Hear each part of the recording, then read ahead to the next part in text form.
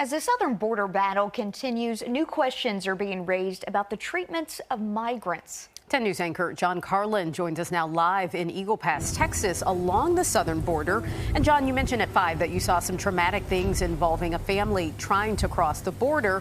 What do you know about where they're at now?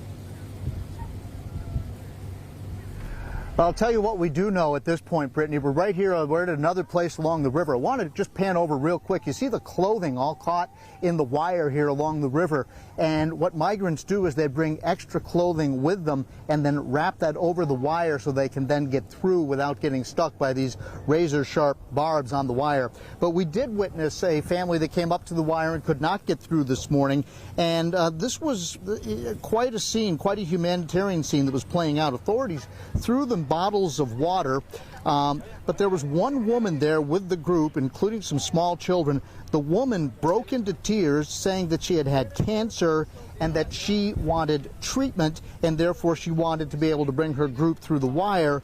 And they offered to assist her, but she would have to become separated from her family. And at that point, she literally broke down and decided that she wanted to stay with her family. So at that point, that family was told to wade back into the river and to go downriver several hundred yards to another checkpoint where they believed they could get an ambulance to her and make arrangements for what could happen to the rest of the family. Well, we hustled down there after we did some interviews, and we did see an ambulance pulling away. We were told that authorities believed, the authorities that we were with believed, that she was the person in the ambulance. And so that's just the type of thing. They would let her through, but they wouldn't let the rest of the family through. They'd come all the way from Honduras. She's within 20 feet of the U.S. border, and she has to make a decision between her own health and her family's. Guys. And John, that's such a heartbreaking story. You know, do you have any more details about that family and what's next for them in this process?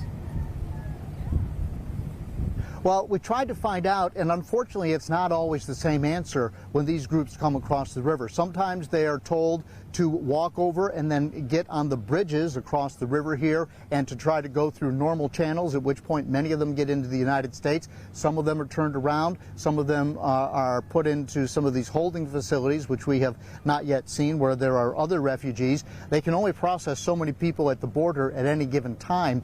And so I asked the people I was with, well, what will happen to this woman's family? And they said they just didn't know. Once the guard troops stopped them here at the wire and they waded away, their job was done, and unfortunately we were not able to find out what happened to that woman's family.